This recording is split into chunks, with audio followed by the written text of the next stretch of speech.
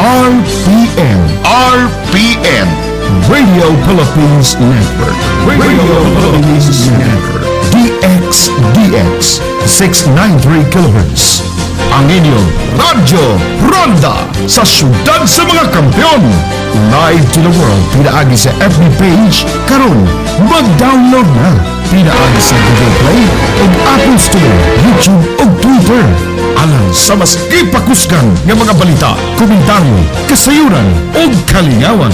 DX size 93, ang mas ipakuskan ng inyong Radyo Ronda.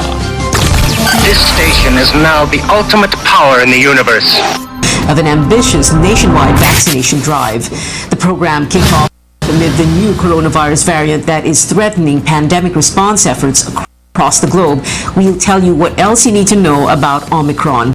And despite what could be gloomy days ahead because of the new coronavirus variant, a fast food giant is making sure the Christmas season is brighter for Filipinos.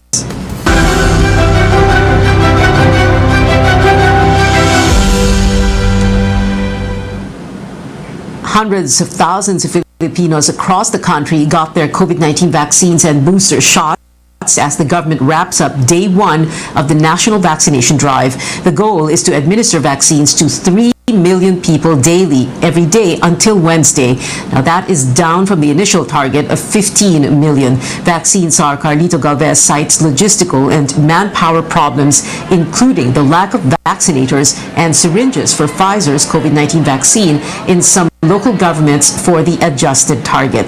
As of 4 this afternoon, over 18% of the daily target, or more than 547,000 vaccines have been administered. Galvez tells CNN Philippines the government is now eyeing to give booster doses to the A4 and A5 priority groups as early as December 10. These are government and economic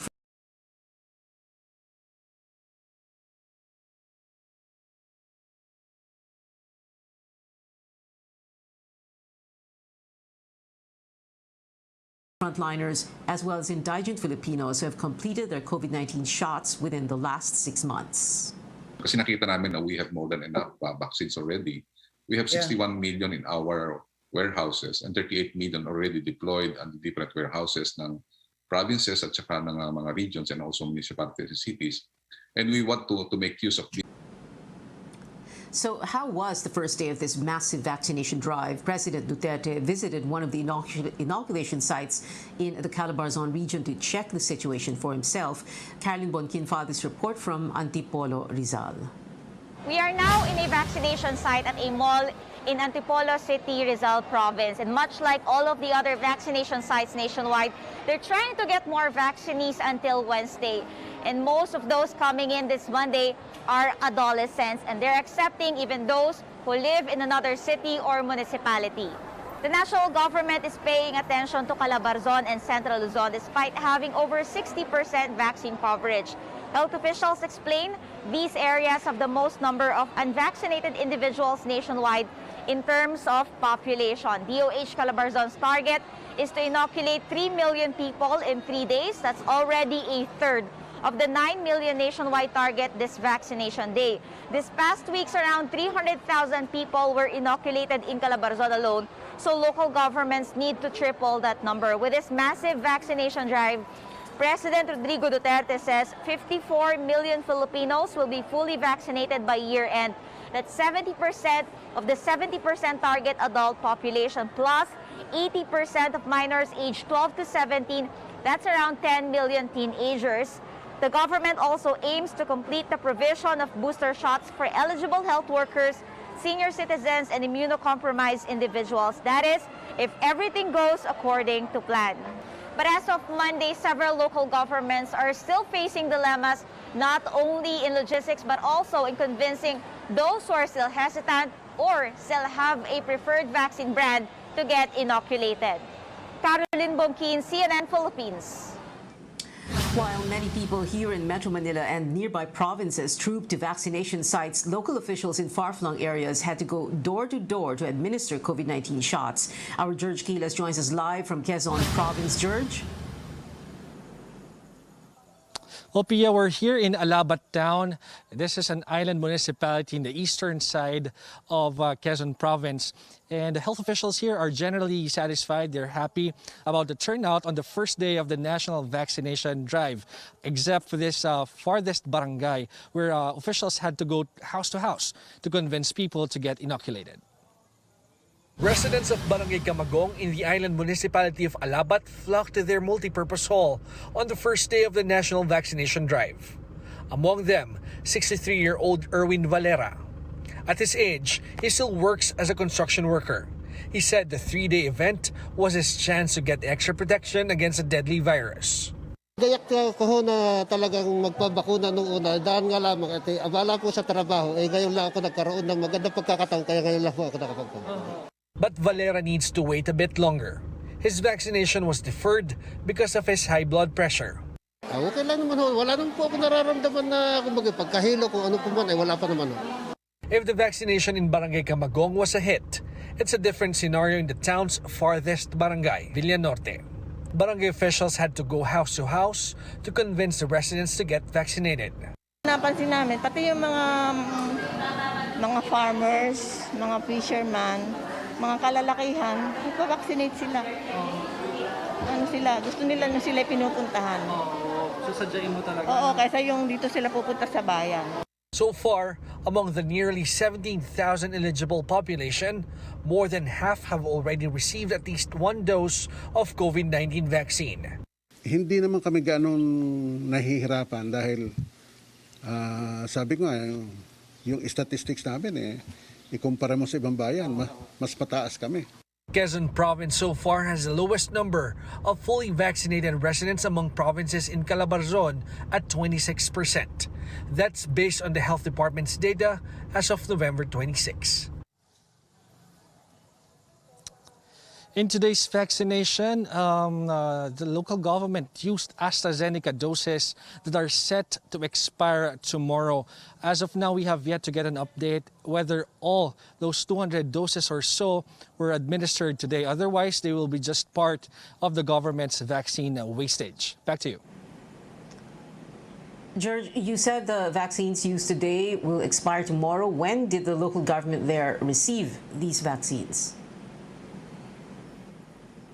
Well, Pia, Dr. Roselia Cheng of the Municipal Health Office said that they received these vaccines 2 weeks ago, and they immediately used these vaccines after learning about its impending expiration. Now, they're hoping that all the 200 doses or so will be used today so that they will be able to avoid wastage. Back to you. And George, when did they get these vaccines? Kailan dumating sa kanila? That was 2 weeks ago, Pia. 2 weeks, okay. All right, 2 weeks ago. Sorry. Right. George Quiles there reporting from Quezon Province. We take a look now at how the national vaccination drive kicked off in other provinces. Vaccination sites across the Bicol region were filled with residents eager to get their doses. Authorities there hope to inoculate more than 1 million individuals during the 3-day drive. Bicol currently has the second lowest vaccination rate in the country. In Cebu, a new house, car, and other incentives await lucky vaccinees. A total of 2,900 vaccination sites in Cebu City were open for the rollout. The province is targeting to inoculate over 500,000 individuals. And in eastern Visayas, close to 300 vaccination sites were opened in various parts of the region. It wants to vaccinate 800,000 residents for the 3-day program. To achieve the target, the Department of Health has asked the support of the Office of Civil Defense in delivering vaccines to island towns and villages like Suluan and Homanhon Island. The second wave of the national immunization drive will be held December 15 to 17. Now, that will focus more on second doses and booster shots. The World Health Organization reveals more details about the new COVID-19 variant of concern, Omicron, which has countries on high alert. The WHO says early studies suggest an increased risk of reinfection, but that information is still limited. The body adds it is not yet clear whether Omicron spreads more easily or if it causes more severe disease compared to other variants. The WHO also looking at Omicron's potential impact on vaccines. The health department says it may affect efficacy but stresses getting inoculated is better than having no protection at all. Chrissy Di Matulak tells us more. Ang ating mga bakuna ay epektibo pa. Subalit, posibleng yung percent ng effectivity or efficacy nila ay mas mababa, no, kumpara doon sa base sa clinical studies ng ating mga bakuna at doon sa epekto ng bakuna sa mga walang variants of concern. This is the reaction of the Health Department on questions regarding the efficacy of COVID-19 vaccines against the latest coronavirus variant of concern, the Omicron. According to the World Health Organization, the variant was first detected in South Africa last November 24. The first case of the Omicron was reported on November 9. The DOH warns that the variant can possibly increase the transmissibility of COVID-19. The Health Department says the Philippine Genome Center has the capability to detect Omicron. However, they urge local government units and testing centers to immediately submit samples of COVID-19 cases for sequencing. Ang ating Philippine Genome Center ay may kakayahan, no, na ma-detect siya. At base sa mga na-sequence natin, hindi pa natin siya nakikita both in our local and our ROF samples. No? Health Secretary Francisco Duque meantime says vaccination is not the only protection from the virus. He reminds that because of the presence of Omicron, we should not be complacent. Huwag tayong tutulad sa mga bansang Europa, na nagluwag sila sa kanilang mask mandate, yung pag-uutos na mag-mask, nagluwag sa social mobility, sa physical distance. O di, kita nyo, grabe, sipa na naman ang kaso sa kanila. Ayaw natin matulad dito. In terms of preparation for the possible entry of Omicron in the country, the DOH says safety measures are being implemented at our borders. The country has already imposed travel bans on 7 African nations where Omicron is detected. People arriving in the country are also being screened, tested for COVID-19, and subjected to quarantine. Much remains unknown about the newest variant. According to the Health Department, they are closely coordinating with the World Health Organization for more data and findings on the Omicron variant. Chrissy Di Matulak, CNN Philippines. A South African doctor who was among the first in the country to suspect a new COVID-19 variant says the cases she treated have been mild and no one required oxygen so far. Some of the symptoms include severe fatigue, headache, coughs, or body pain. Back here at home, the government says it is implementing a 4-door strategy amid the threat of Omicron. The first door refers to travel restrictions being imposed in areas where the new variant may come from. The next are quarantine and testing protocols for international travelers arriving in the country, while the third and fourth are intensified surveillance, detection, isolation, and treatment of cases on the ground. Yung pagre-red list ng mga countries will be dependent kung meron na pong local case ng Omicron doon sa bansa na yon. Kung imported case po siya, then we have the option of retaining the status of the country, whether yellow or green. Pwede pong ma-override yan kung sa tingin ng IATF at ng mga eksperto natin ay hindi ganon kaganda ang nakikita natin na surveillance activities na ginagawa doon sa bansang yon at hindi tayo ganon ka-confident sa ginagawa nilang mga genome sequencing. In news overseas, Japan is not taking any chances with the new variant. It will temporarily suspend new arrivals of foreigners beginning Tuesday. Prime Minister Fumio Kishida says this is an emergency precautionary measure to avoid the worst situation. A person who recently traveled to Japan from Namibia tested positive for the virus, but it is unclear if it is the Omicron variant. Meantime, over 40 territories have announced travel restrictions on African nations, which they, along with the WHO, criticized.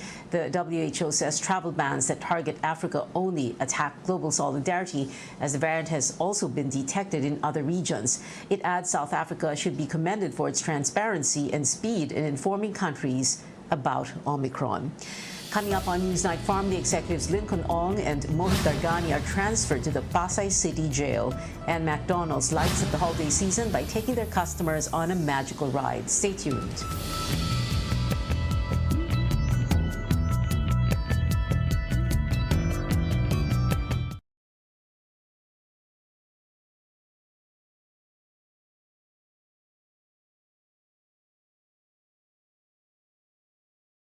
Eatery owner Jinky Kawe believes popularity should be one of the attributes of a candidate. Yung kilala na siya, yung alam na ng buong tao kung ano yung nagawa niya sa bansa. Barangay Coordinator Epifania Escultor wants a candidate who experienced poverty. Naniniwala po ako, pag ang tao po ay nanggaling po sa hirap at ang puso niya ay nasa masa, tsak, aasinso ang Pilipinas at maganda ang pamamalakad. A few more months before the 2022 national and local elections, voters have begun forming their criteria for choosing their candidate. Some prefer a man for the masses, while others believe the contender should be popular, a celebrity with name recall, even if they are unsure if the candidate will do well in public service. These sentiments are reflected in the results of a recent survey by the social weather stations for Strat-based ADR Institute on the preferences of Filipino voters. Among the preferred candidates are old names in politics such as Chisa Escudero, Alan Peter Cayetano, Noren Legarda, Mig Zubiri, and Jojo Binay. Only 2 out of 12 are not familiar names in politics. These are broadcast journalist Rafi Tulfo and actor Robin Padilla. The rules of the game always focuses on who's popular. It's always about name recall. That's the unfortunate reality of Philippine politics. While popularity is important, political scientist Karl Mark Ramota says voters should not invest on it, but rather on the candidate's plans for the country. The stories revolve primarily around who is going to file their candidacy, who will win, who is more popular, who is winnable. Instead of asking the questions, what principles do they represent? What issues do they intend to focus on? What type of campaign or message are they going to deliver? It's a different thing for Taho vendor Helasio Lopez, who has been a registered voter for more than 20 years. Pag artista, hindi ko ibuboto yun. Ngayon, marami ako ibuboto yung mga bago na alam kong makakatulong sa bansa. But Lopez is aware of the downside of voting unpopular candidates. Pag binuboto ko yung mga hindi sikat, talo. Ramota says voters should not be blamed, but the existing political culture. While educating voters is important, a broader political reform is necessary. They must be able to translate their message in a language that can be easily understood by the common tao. Stanley Gaete, CNN Philippines. Resident Evil Welcome to Raccoon City debuted in 5th place, taking in $5.3 million. Eternals fell to 4th place, but $7.9 million pushed the Marvel movie past $150 million domestic total. House of Gucci opened in 3rd, grossing $14.2 million from Friday to Sunday and $21.8 million in its first 5 days.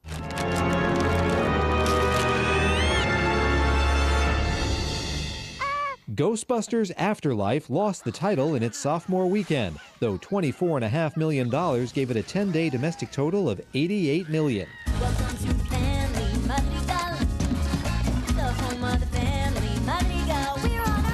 Encanto sang and danced its way to a first-place debut. The animated musical made $27 million from Friday to Sunday and $40.3 million in its first 5 days in theaters. In Hollywood, I'm David Daniel.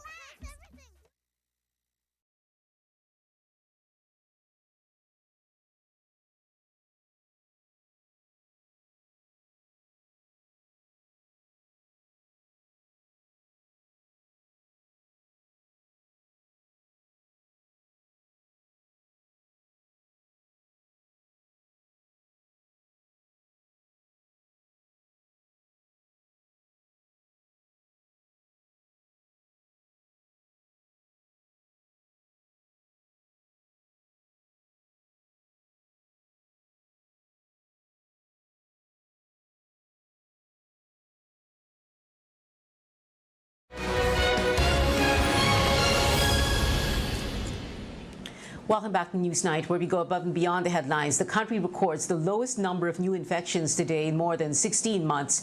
The health department tallied 665 new cases, the lowest since July 14th last year. There are more than 16,200 active cases, which represent those who are currently infected. and infectious. Today's positivity rate is also the lowest since data became available. This marks the 17th day in a row that the country's positivity numbers have fallen within the WHO's benchmark of 5%.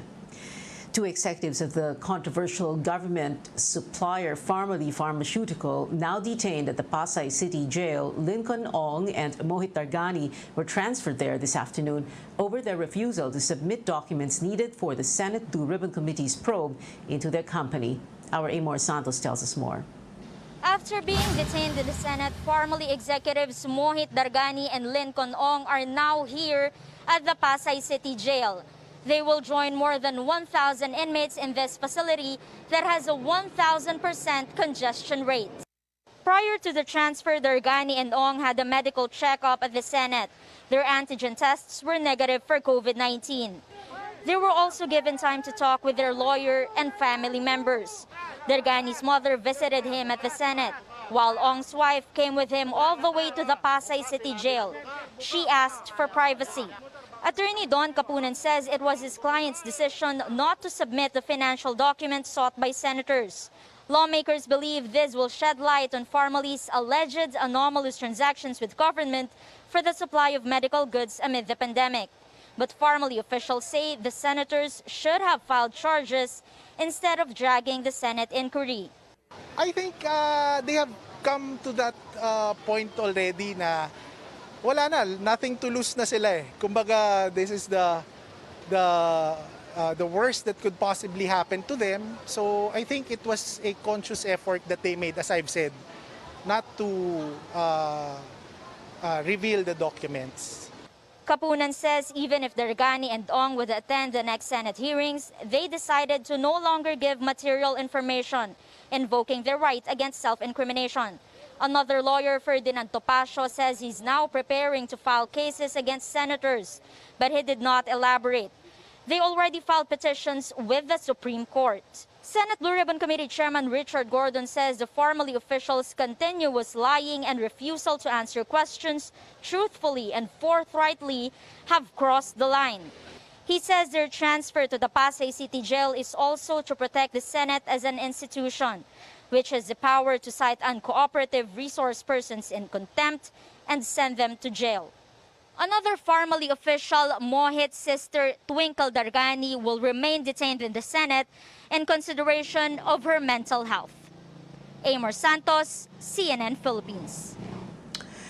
The 2022 elections may present or may have the longest list of presidential candidates in the country's history. COMELEC spokesman James Jimenez says the poll body has moved to declare 82 out of 97 presidential hopefuls as nuisance candidates. That would still leave up to 15 aspirants in the race for Malacanang. Jimenez says the record so far is 10 official candidates for president back in the 1990s. There may also be up to 12 candidates for vice president, with the COMELEC dropping 15 hopefuls from the roll and 108 aspiring senators. The COMELEC expected to release the official list on December 15th.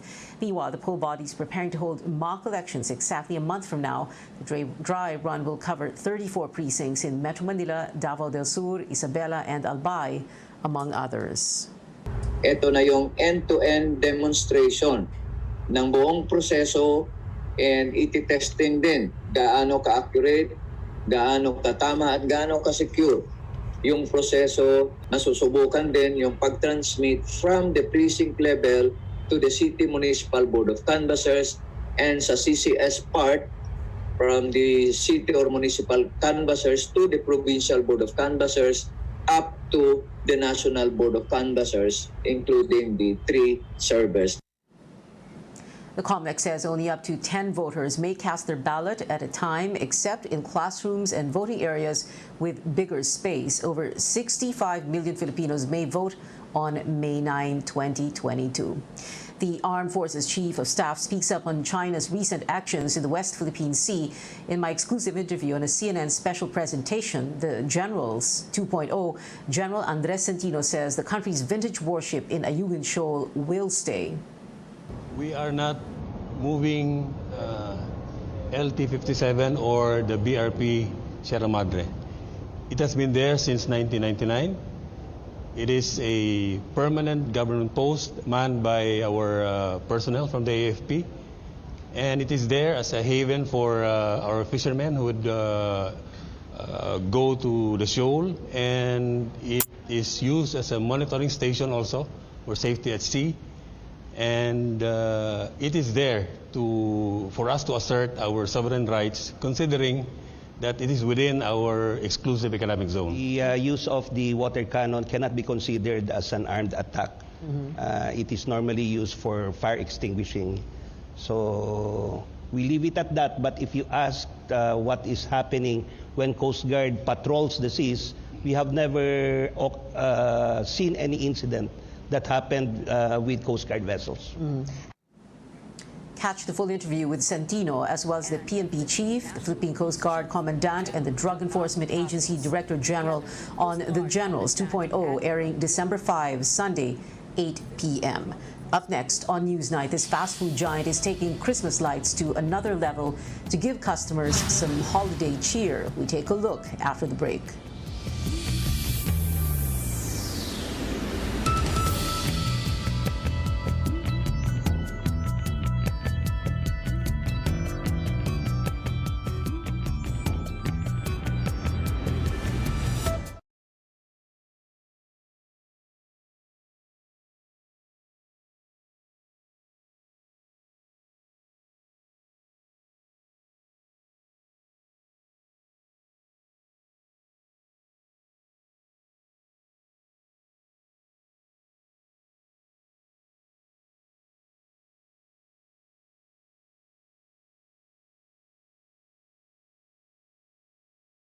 Holiday Chance, now in theaters.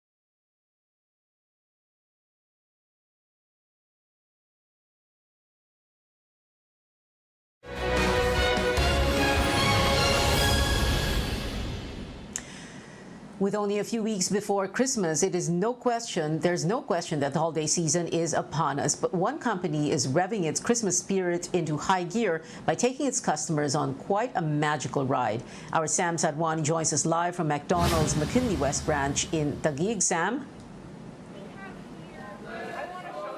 Thanks so much, Pia. That's right. The Christmas season is undoubtedly here, especially for us Filipinos who start celebrating the holiday season as early as September. And in the spirit of spreading happiness, McDonald's is taking it up a notch with the launch of their first ever ride-through Christmas light show. And I'm very happy to be one of the first to see it up close. But before that, I got to speak with McDonald's Philippines Senior Marketing Manager, Ada Lazaro, who shared what went into planning this program and the reason behind this. Country emerges from one of the longest quarantines in the world. We really wanted to welcome our customers back to our stores with an experience like no other, and this is the Ride-Through Christmas Light Show. They can experience starting today up until January 2. The lights are open from 6 p.m. up until 12 midnight. Especially at McDonald's, our commitment is to serve our customers feel-good experiences that they will remember, and this is one of which that we hope will make their Christmas even more memorable. And we have 3 stores. This is happening in McKinley West, in Savannah Park, and also in Alabang West in Las Piñas. So we hope to see you here and experience the Ride-Through Christmas Light Show. Let's take a look at what you can expect when you visit one of these branches. As you can see, this ride-through definitely mimics a beautiful winter wonderland. We have reindeers, a snowman, white Christmas trees all lined up, coupled with your favorite McDonald's vanilla sundae. We even have snowflakes brightening up the place. You can also hear your nostalgic favorite Christmas songs playing in the background. It's truly a sight to behold, one that I'm sure families and friends would love to experience together. After all, going on a road trip with your loved ones, experiencing the ride-through Christmas light show with your favorite McDonald's meal in hand sounds like a pretty sweet idea. Back to you, Pia. That was Sam Sadwani reporting. It is 26 days before Christmas, and that is it for now. Join me again on news.ph at 7 p.m. Beyond the headlines.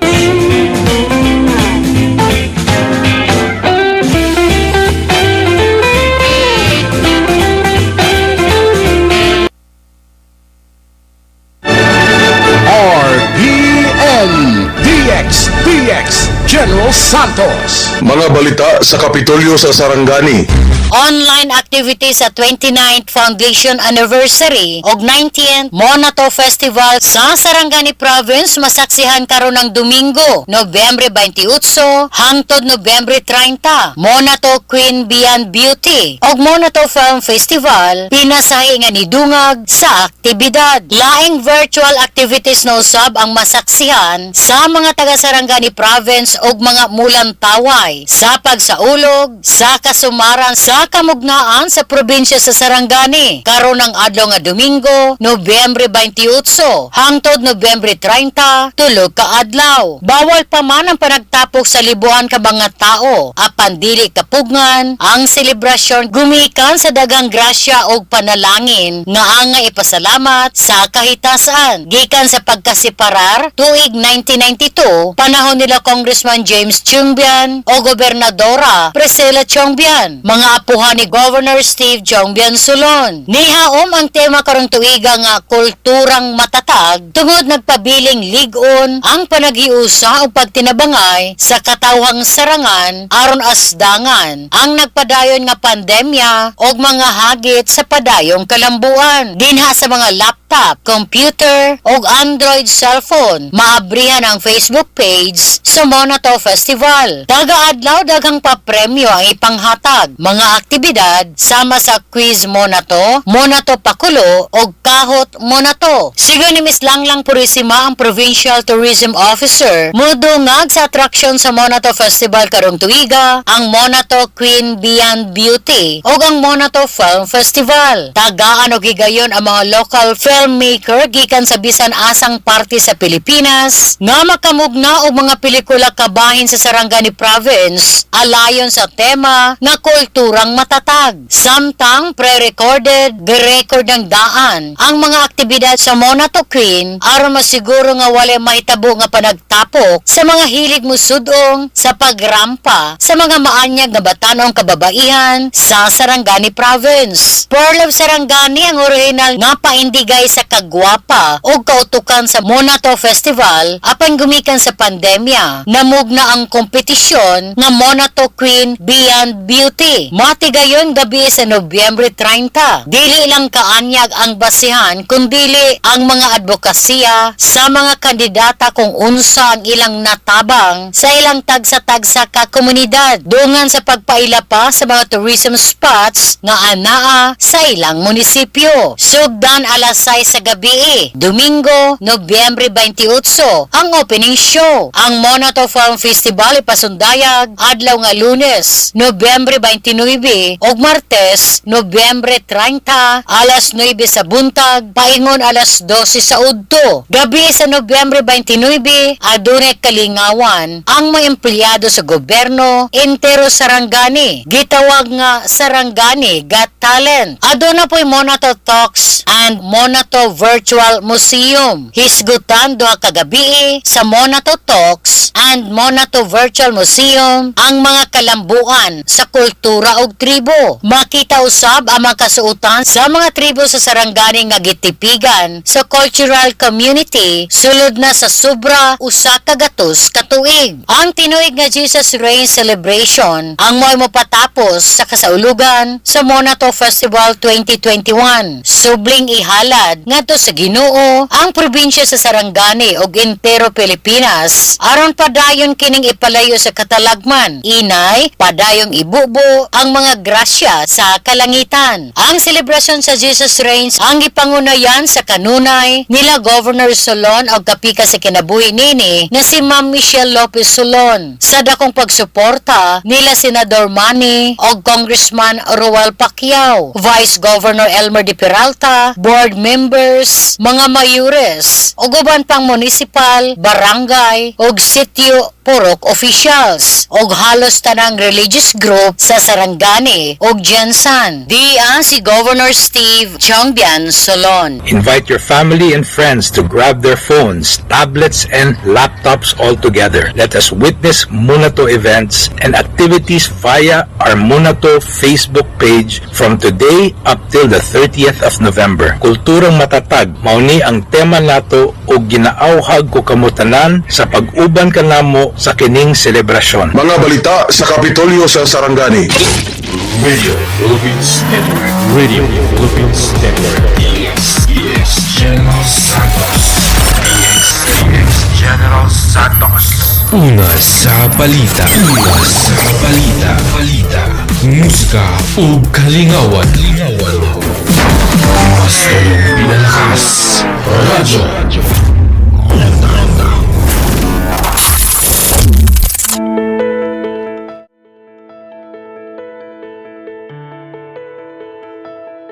Since the onset of the pandemic, health experts have constantly reminded us to boost our immune system to fight COVID-19. But what really is our immune system? How does it work to protect the body from viruses like COVID-19 and other types of outside invaders that can harm our bodies? On the program today, we'll explain how the immune system works and its many parts. We'll also talk about practical ways to boost it. I'm Dr. Freddy Gomez, and this is MedTalk Health Talk only on CNN Philippines.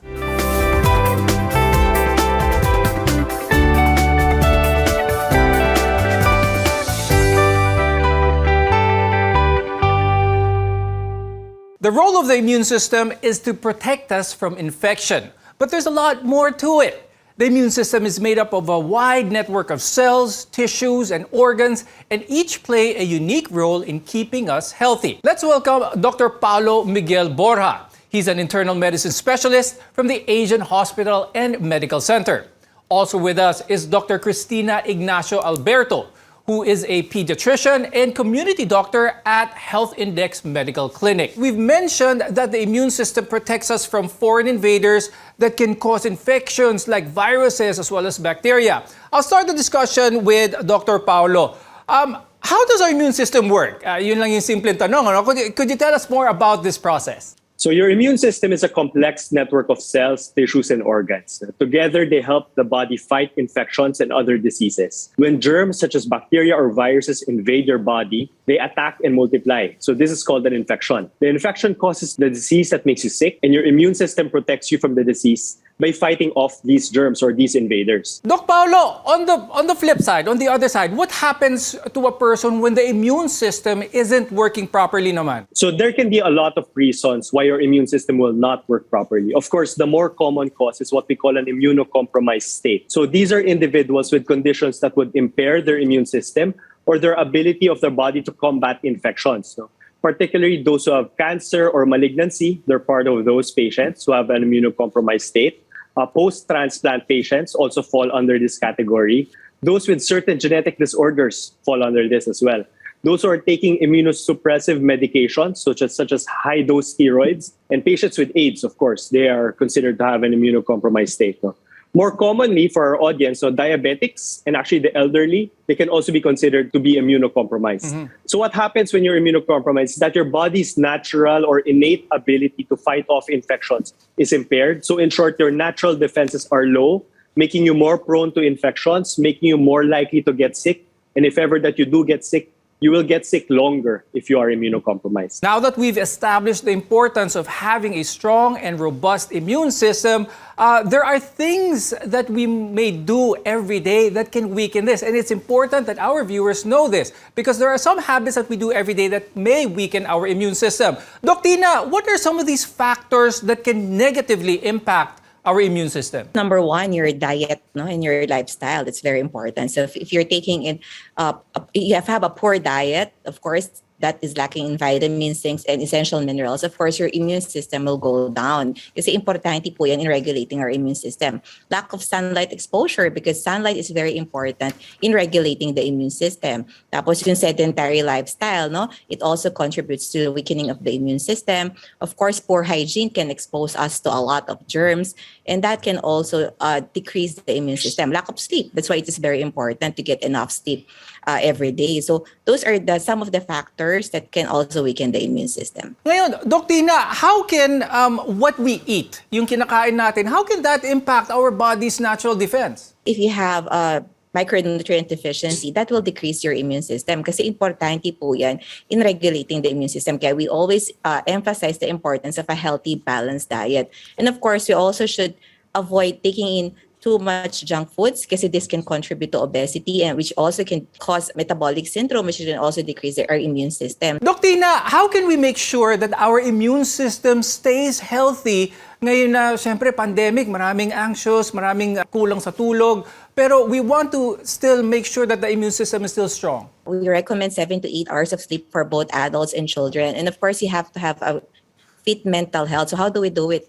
Minsan meditation can work. Sometimes it's interaction with the family o kahit online lang po yan. We encourage that. And there is also pet therapy right now. So those who are pet lovers, we encourage other people to have pets with them kasi this is also part of building up a good mental health process. And of course, you have to have some set activities, especially for the families kasi mental health is also becoming a big problem even for the children and the adolescents.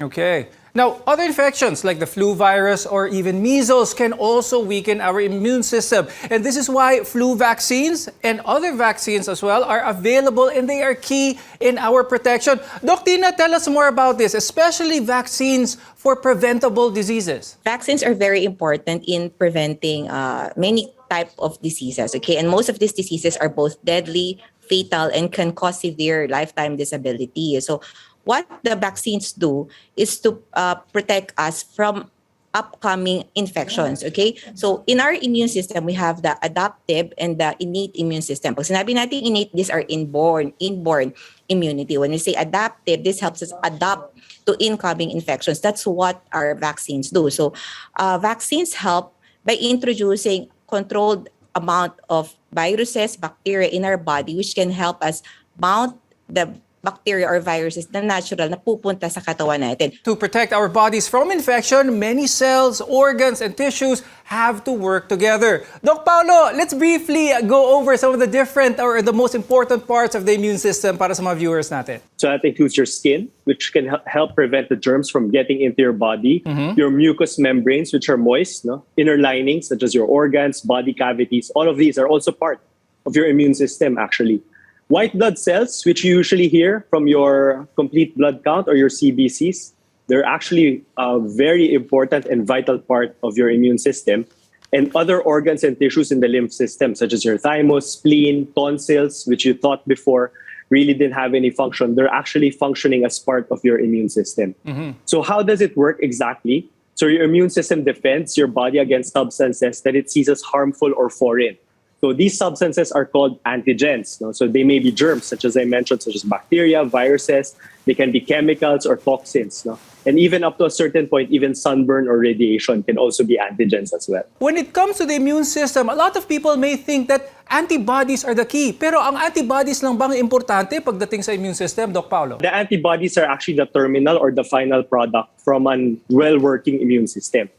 Before you get to produce that antibodies, like I said, it has to go through a cascade of processes before you're able to produce that final product of the antibody. The antibody acts as the final product and acts as a memory cell. It gives protection for future infections. Like the term itself, memory cell. So once your body is able to produce antibodies or memory cells, it will be able to produce a immune response when it's exposed next time to these triggers. A lot of the major factors, like I said, would be those that would detect the antigens. So that would be your white blood cells. Those would be your other cells within your immune system, your receptor cells. Those will be able to identify the antigen first, which is also very crucial. Identifying that something is harmful in your body is definitely key before you get to produce the antigen, before you get to trigger the cascade. Yes. So there are a lot of different, really important parts of the immune system other than antibodies. When we return, we'll talk more about the other parts that make up our immune system and why they're so important in keeping us healthy. And later on in the show, we'll give you practical tips on how you can boost it. Your health is our mission here on MedTalk Health Talk. You're watching CNN Philippines.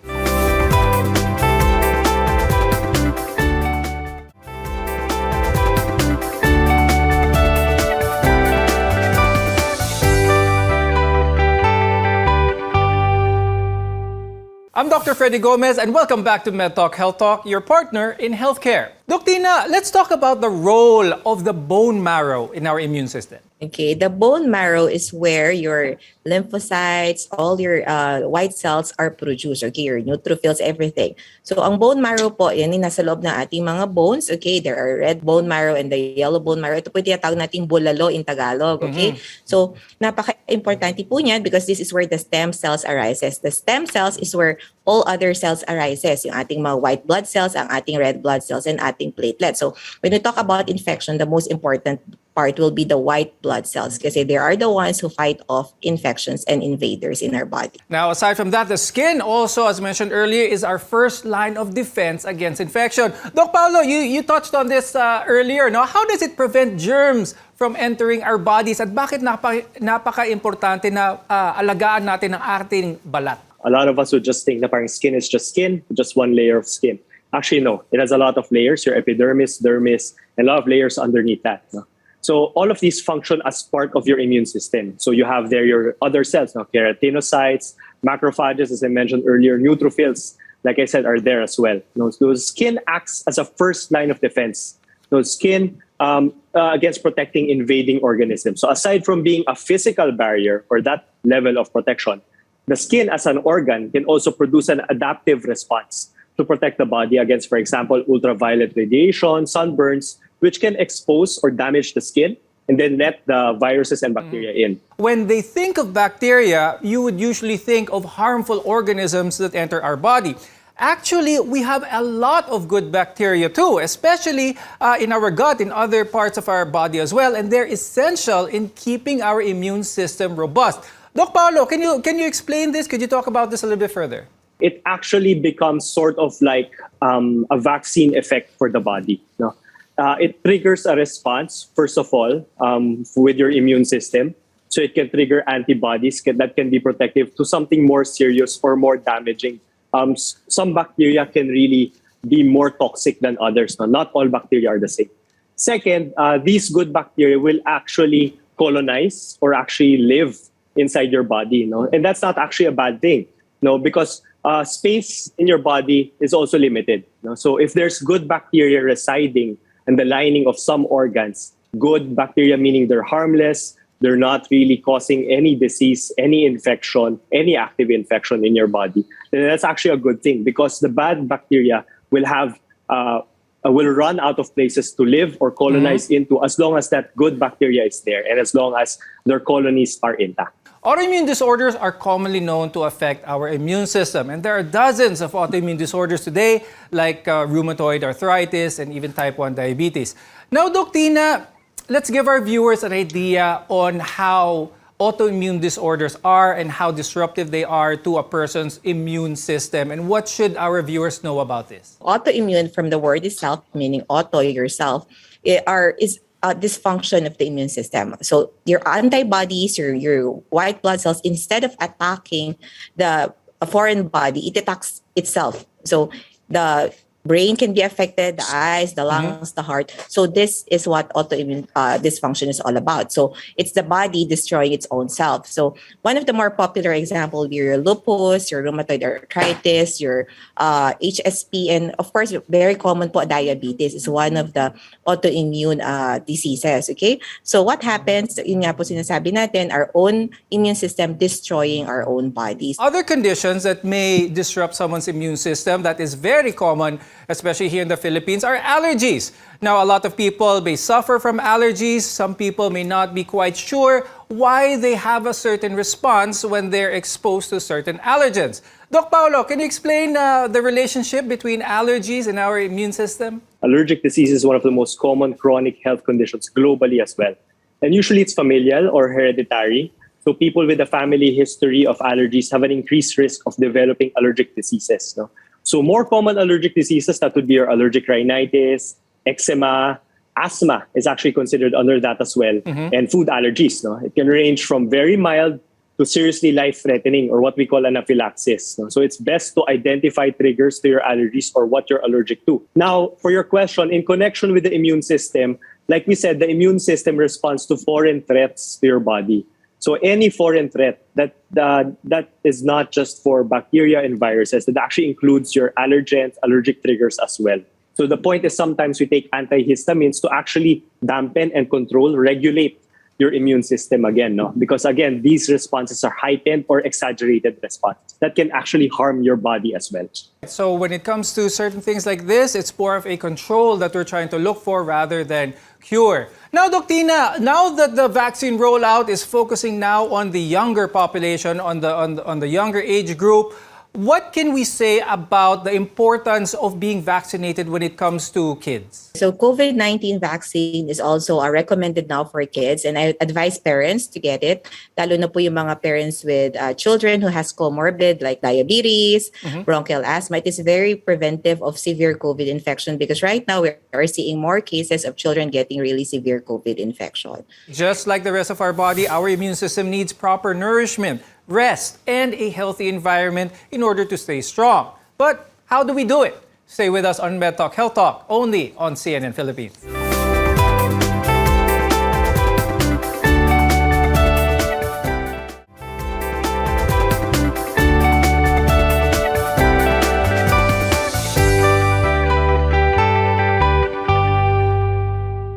I'm Dr. Freddy Gomez, and this is MedTalk Health Talk on CNN Philippines, where caring is our calling. Doc Tina, can you share with us some tips in order for our viewers to maintain a healthy immune system? Of course, number one, part of healthy living is, of course, daily sunlight exposure, but we also have to be careful kasi nga sabi ni Dr. Paolo, excessive sunlight exposure can also be harmful to the immune system. Number two, get enough rest and sleep. Number three, eat a healthy diet.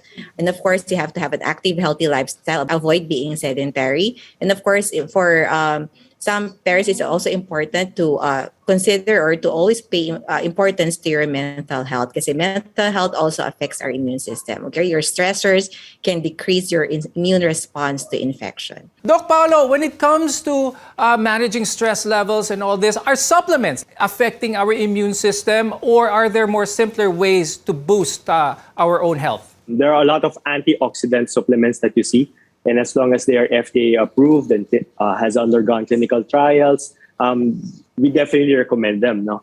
Antioxidants help in cleaning out the debris in your body. So your body cells, on a cellular level, they undergo a lot of processes for it to function well. No? That includes your immune system as well. No? So there are a lot of debris in your body left behind by these processes that can actually hamper your immune system. So it's best to get rid of these debris. No? And taking antioxidants is one way of doing that, no? Whether it be exogenous or from food sources or from the dietary supplements that are available commercially. Now, when we're talking about stress is actually never 100% purely psychological. A lot of people would say that stress is just in your head, it doesn't affect your body or doesn't make you sick. Actually, that's not correct. No? Whenever you're stressed, whether it be physical or emotional, you get to have increased blood pressure, increased heart rate. You can also have gastrointestinal issues or digestive problems. No? So that can also dampen or suppress your immune system. But Doc Paolo, what is it exactly about stress that causes all of these bad things in our body to happen? Because sometimes having a little stress is actually okay for our body. It makes us more productive, but too much of it can make it bad. What exactly is it about too much stress that causes all of these bad things to happen? Sometimes we stress our body to a point that in forms of exercise, in forms of mental exercises, that's always good because it actually triggers your cells to undergo the processes, your metabolism, to be fixed correctly. No? However, too much stress can cause the release of the hormone corticosteroids in your body. Now, this is actually your endogenous steroids. No? And it can dampen your immune system. It can raise your heart rate. It can do a lot of damage in the other organs, no? Not just cardiac. Now, Doc Tina, I'd like to talk about mga toxins naman. Ano yung mga guaranteed na pangpababa ng immune systems on the toxins that people take? Could certain bad habits that people do create these harmful toxins in our body? Exposure to cigarette smoking increases the chances of autoimmune diseases. So please do not expose our children, and of course to those who are really smoking, stop or quit smoking. Okay, so there are also some we have to be very careful of what we give to our children and what we take in, because there are some food that can cause autoimmune diseases, like there are tartrazines or food coloring and other substances in our food that can cause autoimmune diseases and cause dysregulation in our immune system. So as much as possible, we try to eat healthy, eat natural, avoid junk foods, and exposing ourselves to other substances that can harm. Even mga cleaning products, we really have to be very particular about it. I'd like to thank our guests for joining us today, internal medicine specialist Dr. Paolo Miguel Borja and pediatrician Dr. Cristina Ignacio Alberto. I'm Dr. Freddy Gomez, and thank you for watching MedTalk Health Talk on CNN Philippines. We'll see you again next time.